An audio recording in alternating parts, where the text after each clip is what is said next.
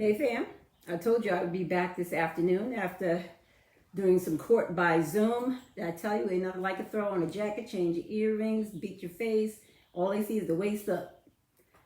Court appearances. There's some new stuff. But so I had a chance to actually do what I said I was going to do.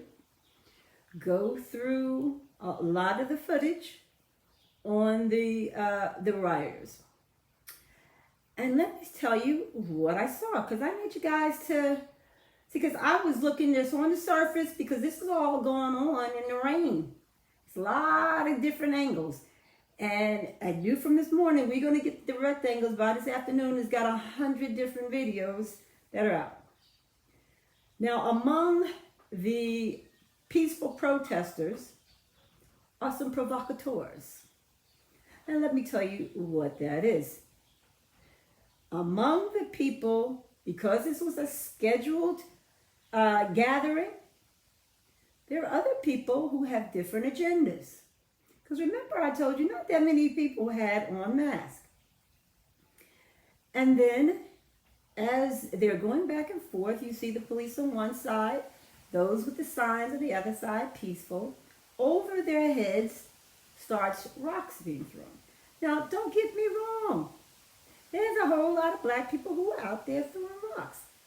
But look at the different angles. Now, I done seen a lot of marches on behalf of Black Lives Matter. But if you look at that block long of folk, go back to the back. There's some people dressed in all black, but what you can see, they were white.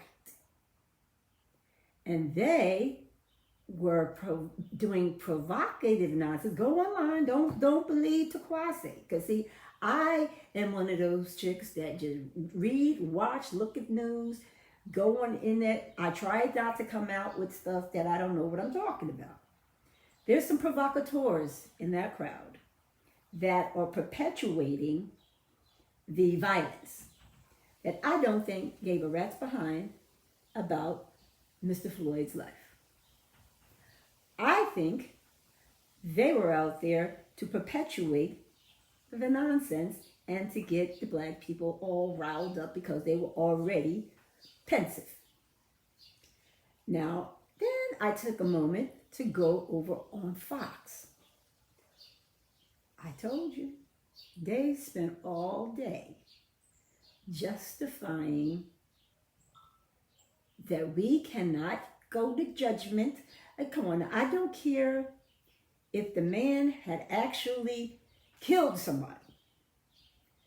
Police department must show restraint.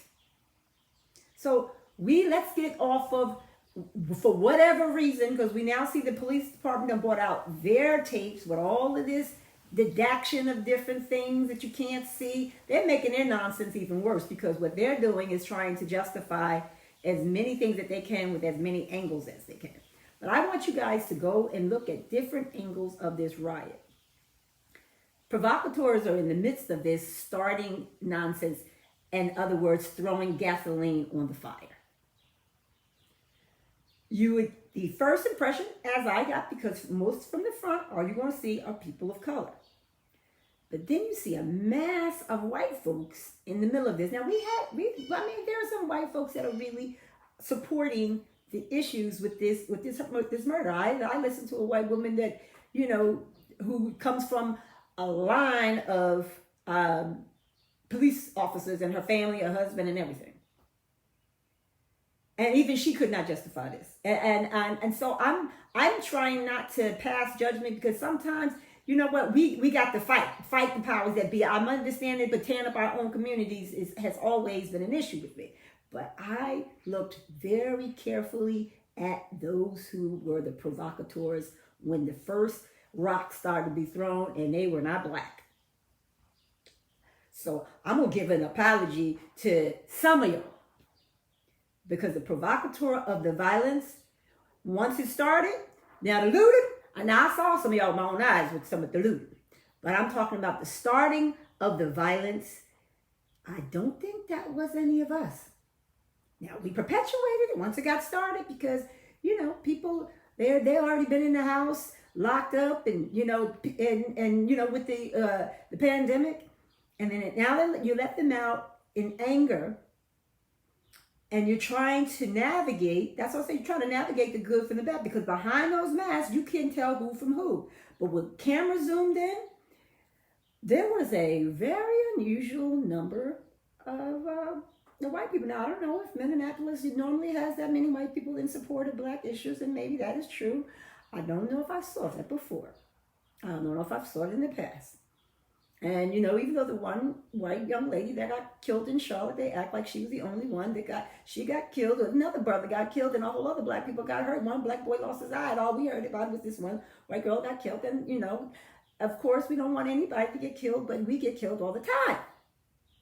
So, and all you ever hear about Charlottesville was that white girl that got killed. Everybody knows that that's white girl got killed in Charlottesville, but nobody talking about the black people that got hurt and why they were there, and the Ku Klux Klan and the whole nonsense of the Confederacy.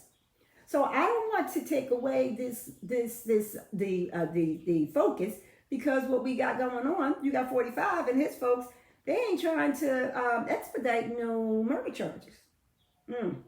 Bill Barr is all up in there now, y'all. Yes, follow this on, because Bill Barr is up in there now. And now Trump's eyes is on this. And I hope y'all saw my little thing with little Miss Minnesota, Amy Klobuchar. I looked up this chick's background. Oh no, she put away some folks up in Minnesota. Up or wherever they held at the state, she done put away some black folks. So y'all want to talk about Kamala and being a prosecutor? You better look at Amy Klobuchar. At least with Kamala, she wouldn't let y'all do the death penalty. Amy Klobuchar wasn't stopping no death penalty over there. So I'm just throw that out there on the Biden checkoff list. Amy Klobuchar's ass needs to go off that list right now. But back to my subject. See this riot going on back here? There were some provocateurs in there, and they weren't black. And I'm not sure they were there really for the purposes of justice for this man that lost his life to a white cop's knee. I think their purpose was to throw gasoline on the fire, because we're just tick tock, tick tock, tick tock. We're bombs, and this country is waiting for us to explode so that they can justifiably kill us. That's what's happening. And I saw for myself. You can go on all the videos, and that's what I said I was going to do this morning, and that's what I did after I got off of my Zoom all day in court. Go on and watch the provocateurs who are in the middle of these, in the middle of this riots going on, who is starting the rock throwing over to the police. That's when the youngins got in and started acting crazy. So grace and peace. I have said my piece this morning. I needed to come back, and as I said, to edit it, because you want to make sure that I give you complete conversations and not merely, the quick, because that was happening so late last night into the following day. It was happening in California. It was happening in Minneapolis. It was happening all over the place. But I needed to make sure that I gave you an entire observation based on more than just one angle. And we're going to see this one angle. And that's why although I wasn't really feeling the woman singing the little slave hymn, I'm not even going to get into it, because if you saw this, you hear that ratch like me thing. That is a slave hymn that y'all need to find out who wrote it and stop singing that damn song. All right, I'm not even going to get on that.